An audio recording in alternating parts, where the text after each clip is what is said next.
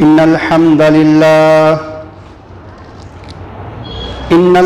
لله نحمده ونستعينه ونستغفره ونعوذ بالله من شرور أنفسنا وسيئات أعمالنا من يهده الله فلا مضل له ومن يضلله فلا هادي له وأشهد أن لا إله إلا الله وأشهد أن محمدًا عبده ورسوله أما بعد فإن خير الحديث كتاب الله وخير الهدي هدي محمد صلى الله عليه وسلم وشر الأمور محدثاتها وكل محدثة بدعة وكل بدعة ضلالة وكل ضلالة في النار.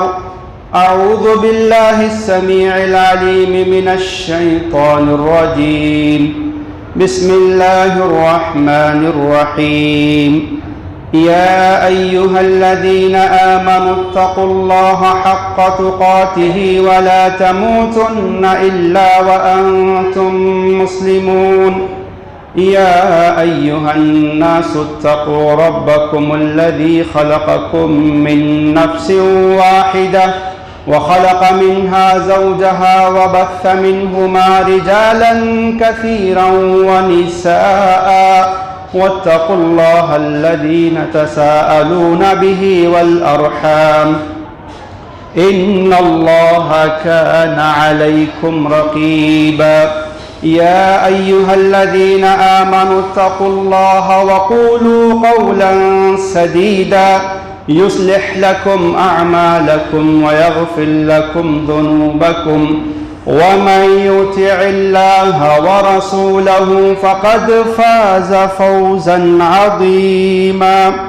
قال الله تبارك وتعالى يرفع الله الذين آمنوا منكم والذين أوتوا العلم درجات.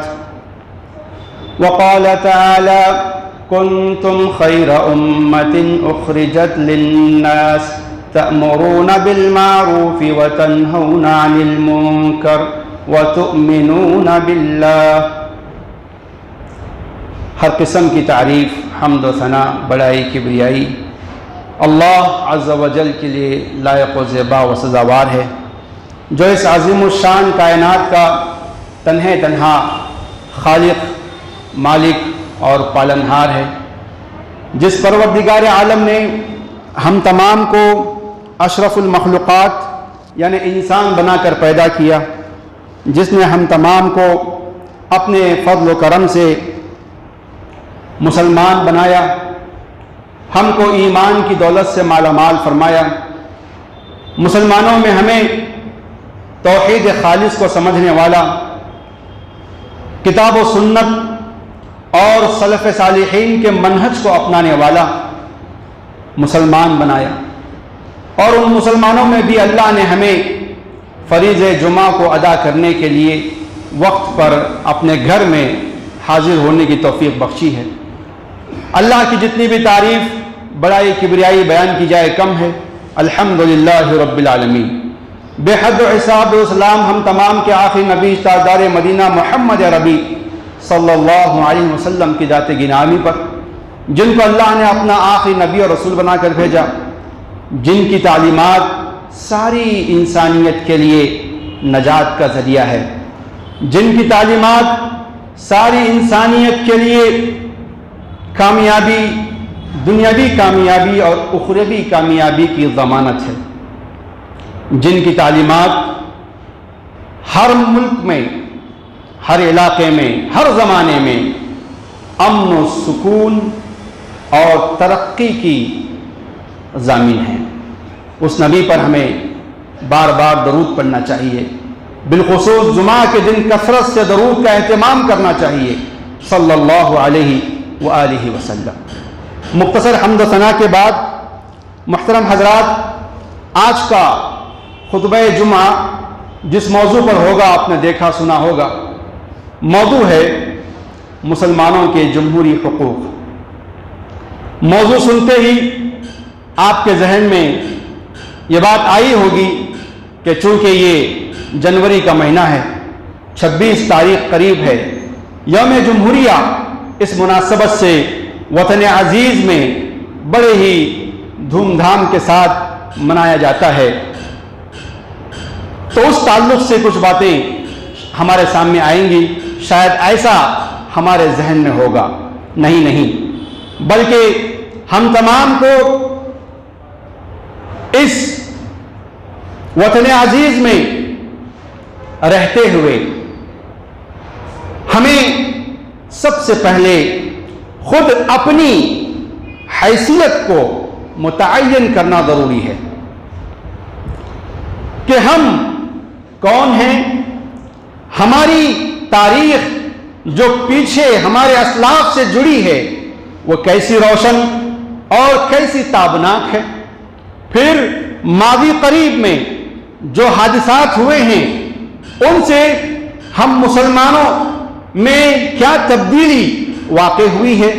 फिर अब जो ये करंट हालात हैं, ये जो हाल है जिसमें हम गुजर रहे हैं, ये हमारे लिए क्या कुछ चैलेंजेस का हमें सामना है।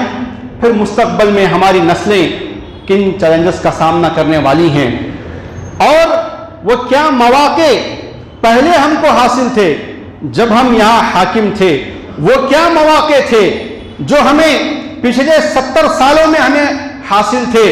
हमने उन्हें कैसे अपनी नादानी से, नासमझी से उन्हें फ़ायदा नहीं उठाया, और अब भी जो मौके हैं अगर हम इनको फ़ायदा नहीं उठाएंगे तो मुस्तकबल कैसे होगा, इस पर हमें गौर करने की ज़रूरत है। आइए हम मुख्तसर वक्त में अपनी तारीख पर नज़र डालते हैं कि जो वतन अजीज़ है जिसमें हम पैदा हुए, यहाँ हम पले बड़े, यहाँ हमारा सुहाना बचपन, यहाँ हमारी रंगीन जवानी, यहाँ हमारी सारी चीज़ें हमसे जुड़ी हुई हैं।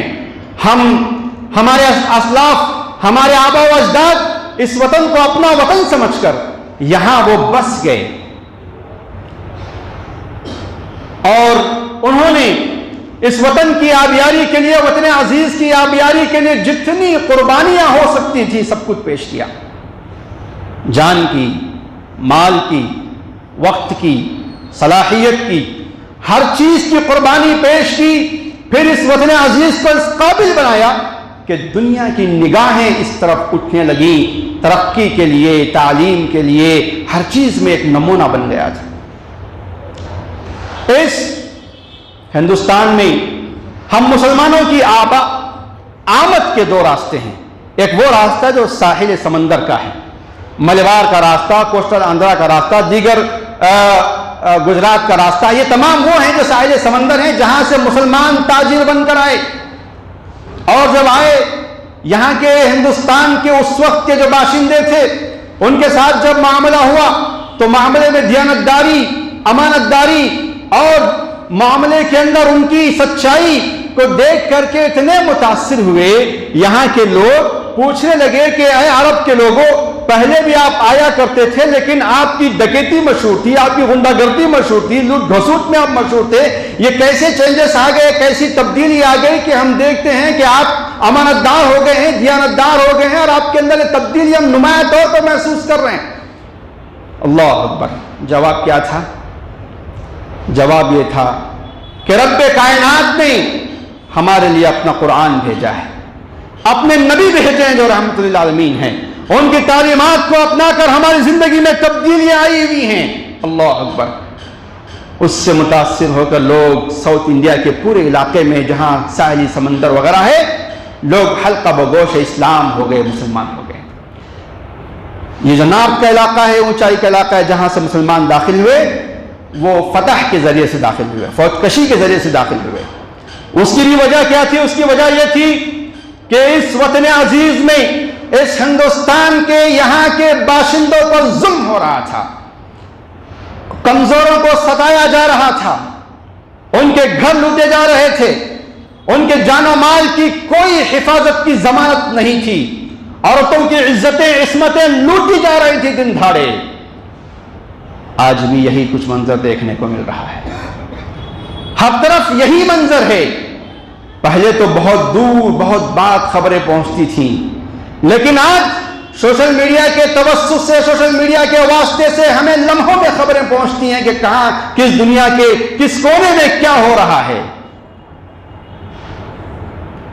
جب راجہ داہر کے زمانے میں اس ہندوستان کی بہو بیٹیوں پر بہت زیادہ ظلم ہو رہا تھا تو یہاں کے مظلوموں نے دہائی دی مسلمانوں کو، جو کہ سارے عالم میں اس وقت انصاف کے علمبردار تھے، امن کے علمبردار تھے، غریبوں کے حقوق، مظلوموں کی مدد اور بے سہاروں کا سہارا بن رہے تھے، یتیموں کے سروں پہ ہاتھ رکھنے والے بیواؤں کے لیے سہارا بن کر اٹھے ہوئے تھے۔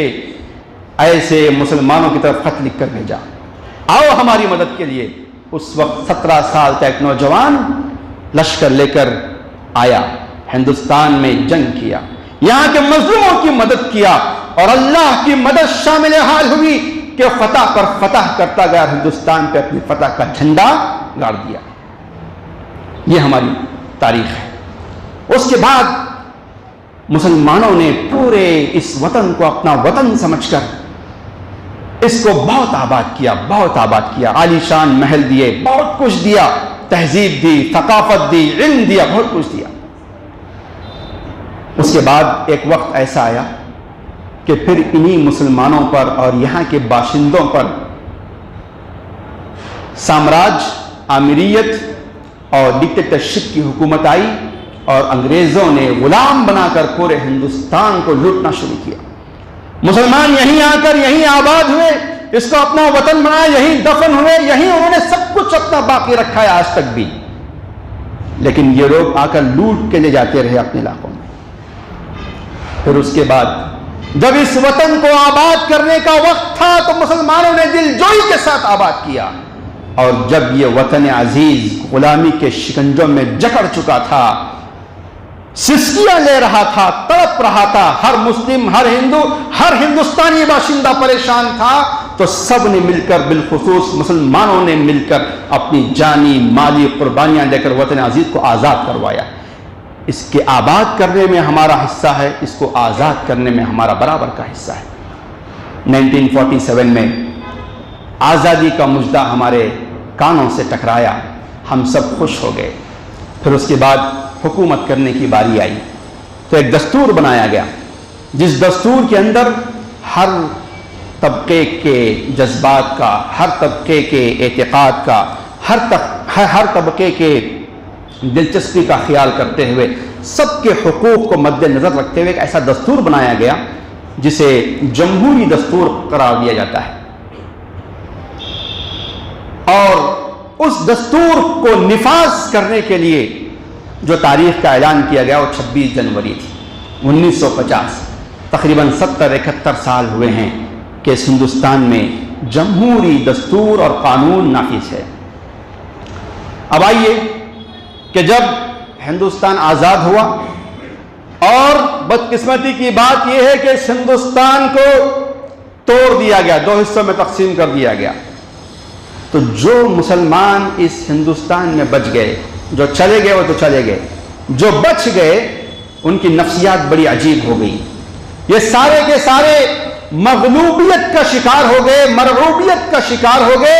ان کے لیے سب سے بڑا مسئلہ جو بن گیا وہ یہ تھا کہ اپنی جانی تحفظ کیسے کیا جائے، اور ہمارے اسی خوف کو پکڑ کر ہر زمانے میں سارے پولیٹیشنز نے مس یوز کیا ہے، اور ہمیشہ ہمارے ووٹ بینک کا استعمال کرتے ہوئے ہمیں کبھی بھی جو جمہوری حقوق تھے انہیں دینے کی کوشش نہیں کی، اور ہم نے بھی سنجیدگی سے جمہوری حقوق کو حاصل کرنے کے جو مواقع تھے ان مواقعوں کا ہم نے بھرپور استعمال نہیں کیا۔ ہم دوسروں پر کیا دوشی ٹھہرائیں، ہم دوسروں پر کیا الزام دیں، لیکن ہم نے جیسے آزادی سے پہلے جدوجہد کی تھی، اسے آباد کرنے پر آزادی سے پہلے آزاد کرنے کی جیسی محنت کی تھی، افسوس کی بات یہ ہے کہ آزادی کے بعد جمہوری دستور ہونے کے باوجود، اس میں مساویانہ حقوق ہونے کے باوجود ہم مرعوب ہو گئے، اتنے مرعوب ہو گئے کہ اپنے حقوق کی سنجیدگی سے جدوجہد کرنا ہم نے بھلا دیا، اتنے بھلا دیے کہ پچھلے 70 سال نے ہماری کمزوری کا فائدہ اٹھا کر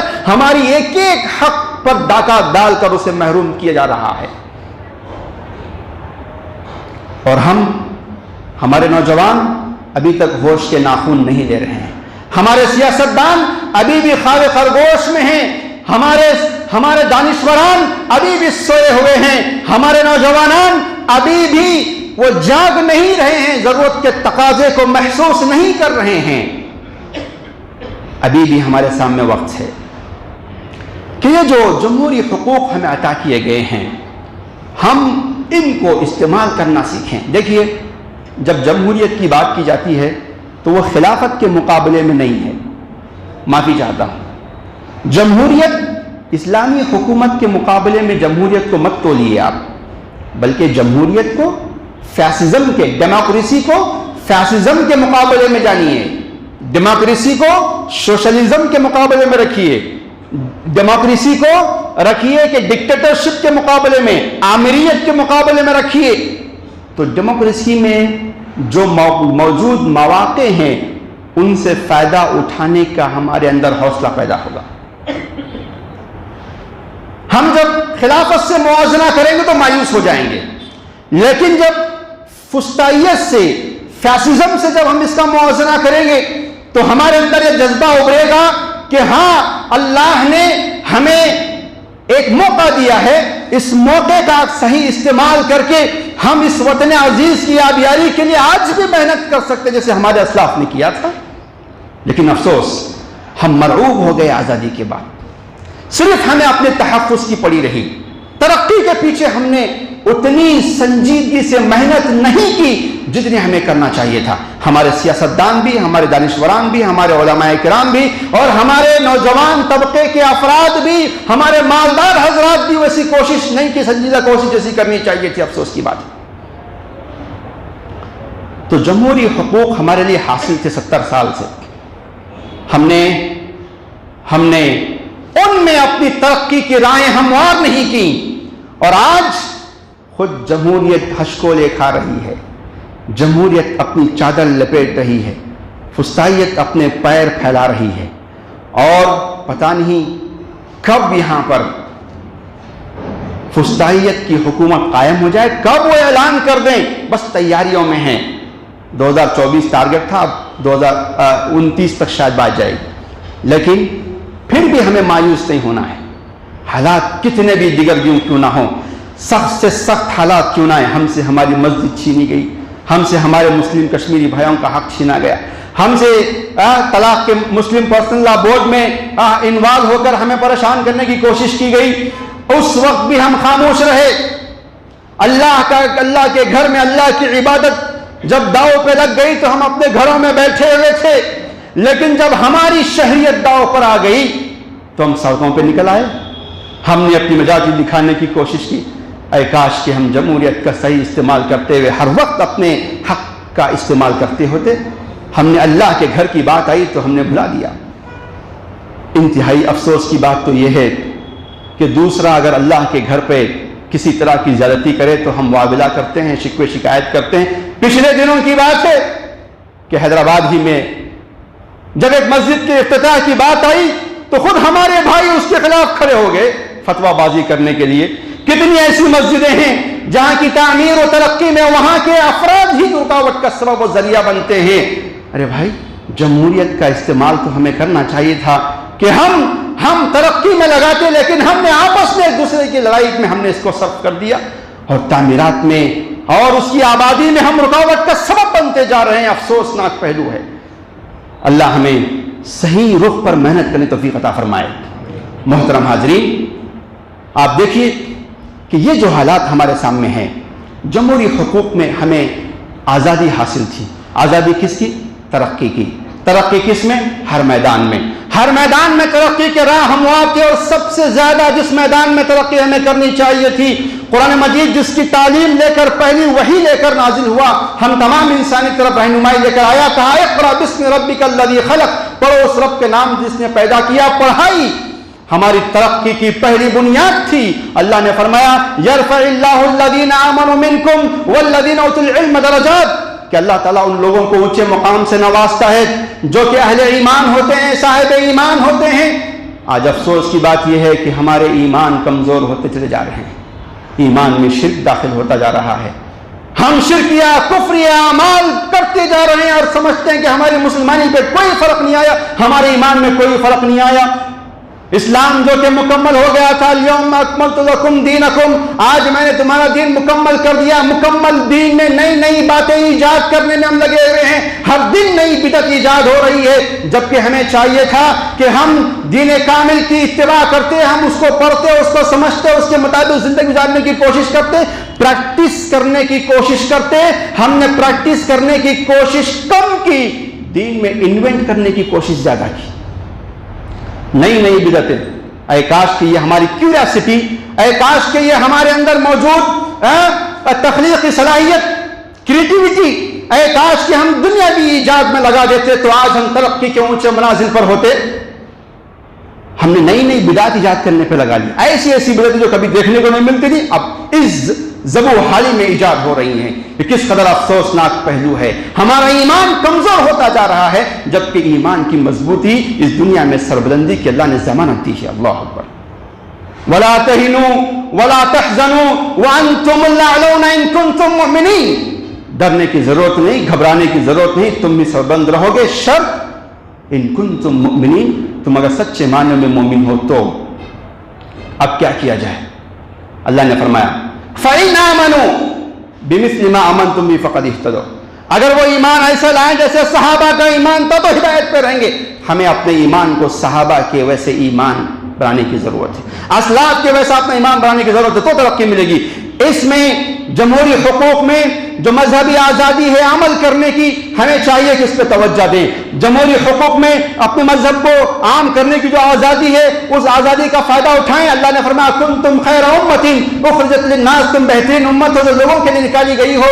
اس میدان میں جمہوری حقوق ہمیں یہ حاصل تھے کہ ہم اپنے دین کی دعوت کو، توحید کی دعوت کو، توحید خالص کو ہم اپنے ایک ایک بھائی تک پہنچاتے سکتے تھے، لیکن ہم نے اس کا صحیح استعمال نہیں کیا۔ کوئی ایک آدھ دو دائی تھے جو کر رہے تھے بڑے پیمانے پر، ان کو اگر بیکاٹ کر دیا گیا، ان کو ہندوستان میں آمد پر پابندی لگا دی گئی تو دوسرے سارے دائی پسمت ہو گئے اور ہم بھی ڈر اور خوف کا شکار ہو گئے، جبکہ ہونا تو یہ چاہیے تھا کہ حکمت عملی کا ہم تقاضا کرتے ہوئے ہمارے ہر گھر میں ایک دائی اٹھتا اور اپنے اڑوس اور پڑوس کو دین کی دعوت کا کام عام کرتا۔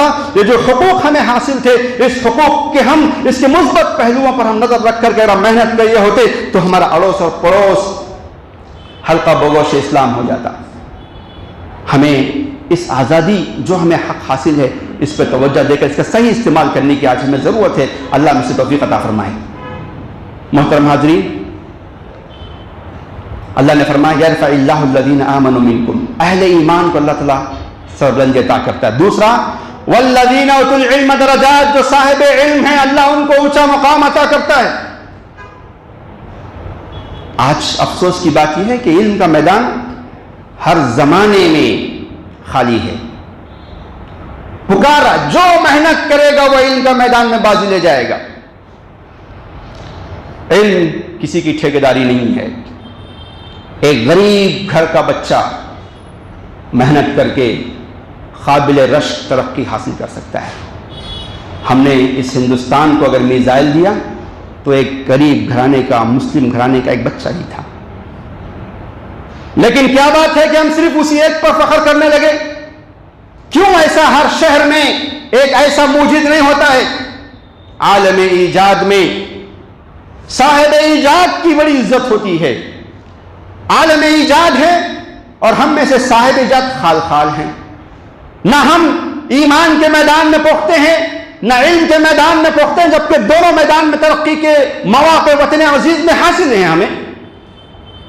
تو ہمیں یہاں کے قوانین کے دائرے میں رہ کر، شریعت کے دائرے میں رہ کر ہم خوب ترقی کر سکتے تھے، لیکن ہم نے نہیں کیا۔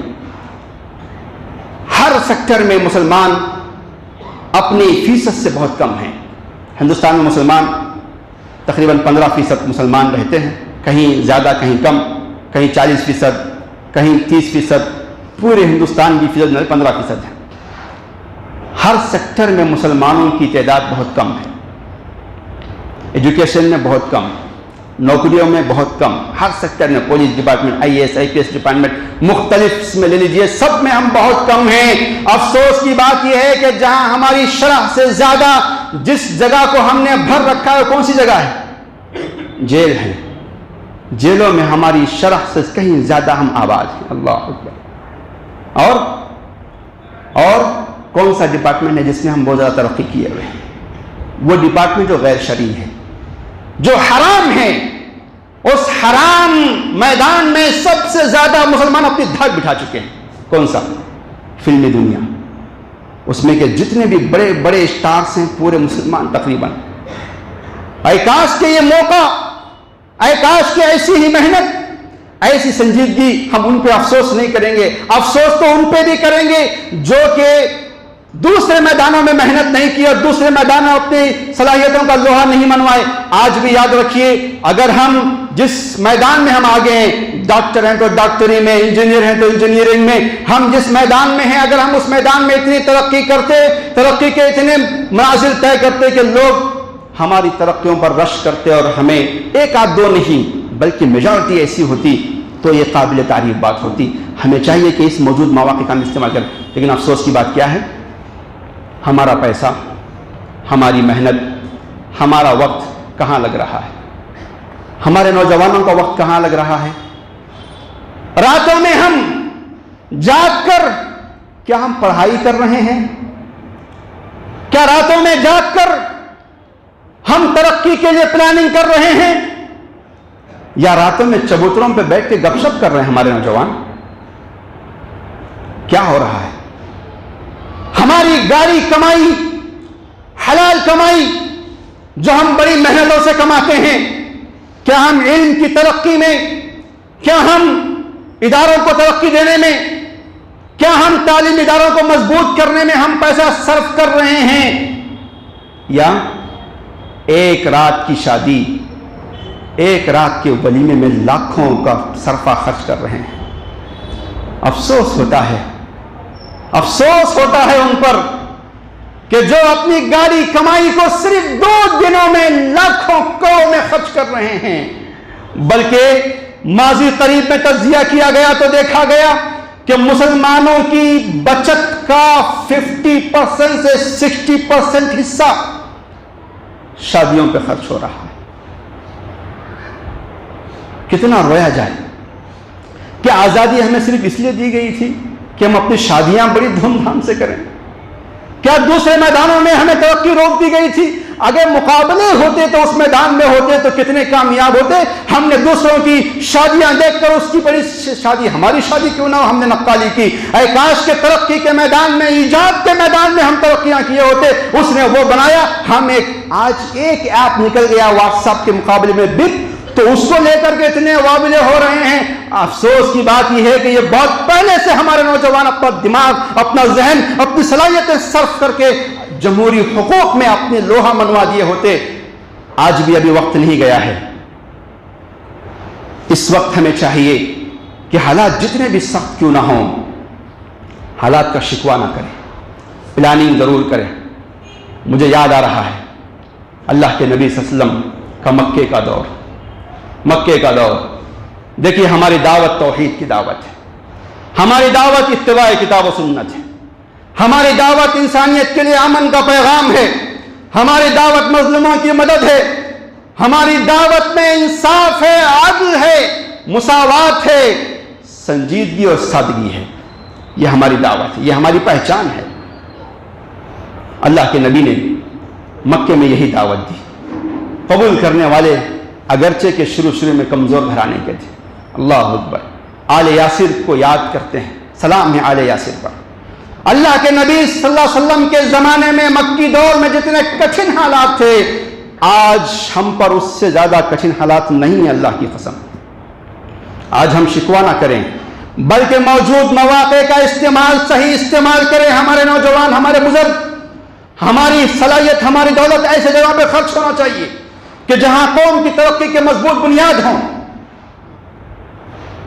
आले यासिर को पकड़कर बांध दिया गया है। बाप, नौजवान बाप के सामने, नौजवान बेटे के सामने बाप को اس کی ماں کو باندھ کر مارا جا رہا ہے۔ اللہ اکبر۔ عرب کی گرمی، شدید دھوپ، نوجوان بیٹے کا جوش کہ باپ کے بیٹے کے سامنے باپ پر ماں پر کوڑے برس رہے ہیں، کیا بیت رہی ہوگی اس نوجوان کے دل پر۔ موب لنچنگ کا ہم آج سوچ کے پریشان ہیں، یہ تو کئی زمانے سے چیز ہو رہی ہے، اسلام کی تاریخ سے جڑی ہوئی چیز ہے، لیکن کبھی ہم ان کٹھن حالات سے گھبرائے نہیں۔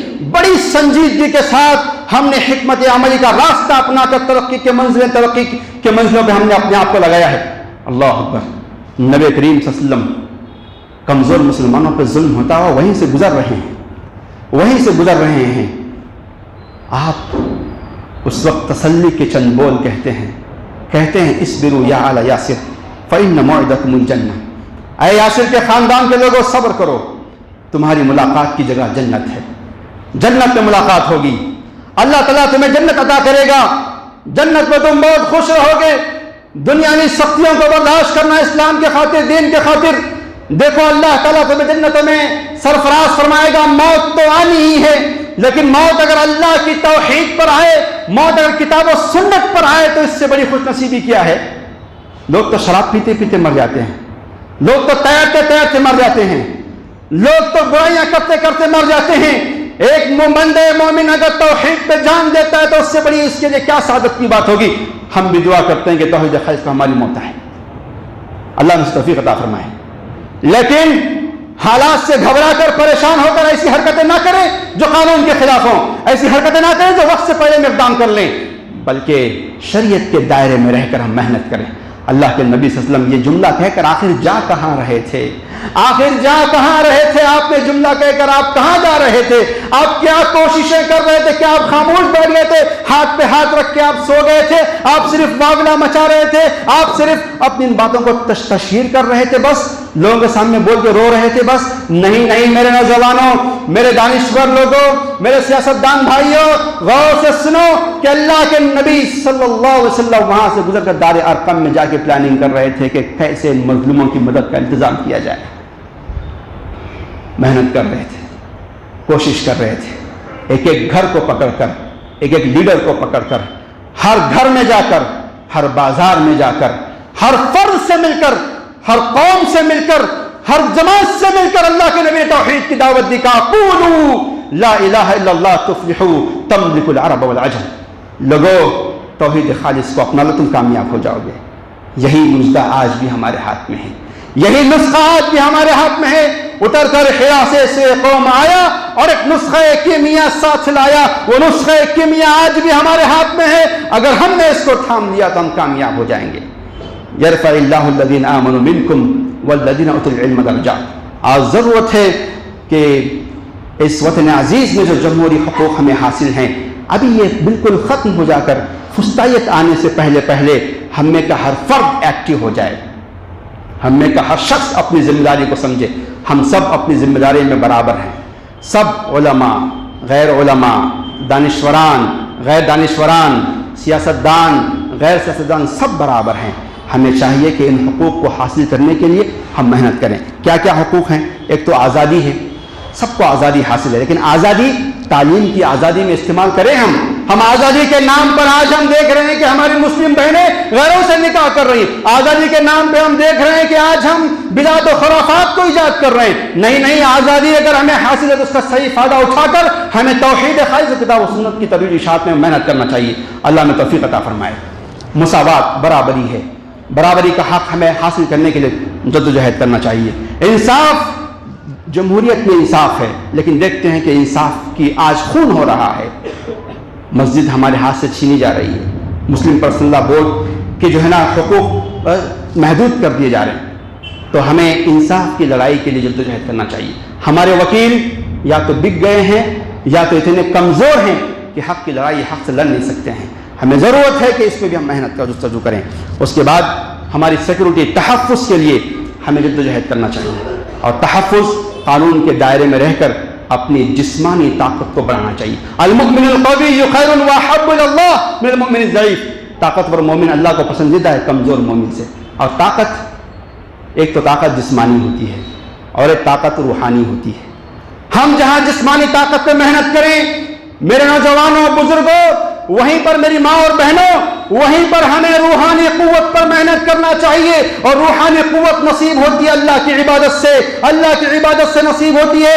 ہمیں چاہیے کہ ہم اللہ کی عبادت کا آغاز کریں اپنی زندگیوں میں، اور ہماری دن کی شروعات اللہ کی عبادت سے ہو۔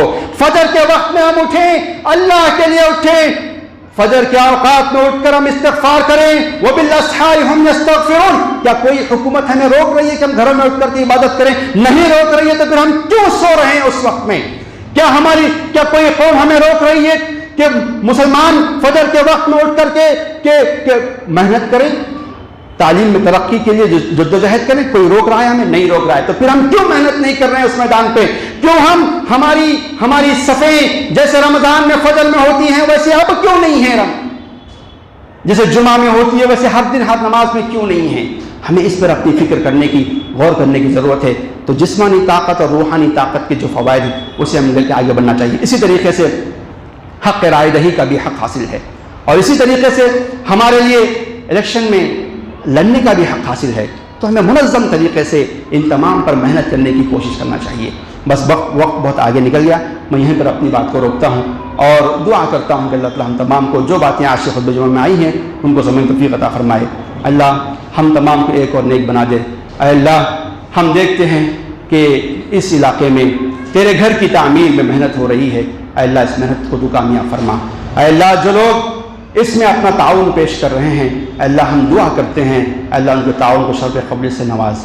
اے اللہ جنہوں نے اپنے مرحومین کے نام پر اس مسجد میں کوئی تعاون کیا ہے تو اے اللہ ان کے لیے صدقہ جاریہ بنا دے۔ اے اللہ جنہوں نے جن ماں اور بہنوں نے اپنے سونے کی چیزیں بیچ کر کے اس میں تعاون کیا ہے، اے اللہ قیامت کے دن نیکیوں کے ترازو میں اس نیکی کو وزندار بنا دے۔ اے اللہ جنہوں نے بھی اپنا وقت لگا کر، اپنا پیسہ لگا کر، اپنی صلاحیتوں کو لگا کر تیرے اللہ کے اس گھر کو آباد کرنے، تعمیر کرنے میں محنت کر رہے ہیں، اللہ ہم تمام دعا کرتے ہیں اللہ ان کی اس تعاون کو قبول فرما لے۔ یہ یقیناً مجھے معلوم ہے کہ یہیں کے افراد کی محنتوں سے یہ بن رہا ہے، ہماری حلال کمائی اس میں لگ رہی ہے۔ جیسے اللہ تعالیٰ نے کعبۃ اللہ بنانے کے بعد ابراہیم علیہ السلام اور اسماعیل علیہ السلام کو دعا کیا تھا، ربنا تقبل منا، اے اللہ ہماری اس کاوش کو، محنت کو قبول فرما لے۔ میں آپ تمام سے فرداً گزارش کرتا ہوں، درخواست کرتا ہوں کہ آپ تعاون دیتے ہوئے آپ خود بھی دعا کریں کہ اللہ ہمارے اس تعاون کو قبول فرما لے۔ اے اللہ اس گھر کو، تیرے گھر کو آباد و شاباد کر دے، اور جو حضرات بھی اس معاملے میں آگے ہیں اے اللہ تو ان تمام کی مدد فرما، ان کے کاروبار میں برکت عطا فرما، ان کے صحت میں برکت عطا فرما، ہر طریقے سے بلاؤں سے آفت سے ان کی حفاظت فرما۔ یہیں پر میں اپنی بات کو روکتا ہوں، آمین۔ وآخر دعوانا الحمد للہ رب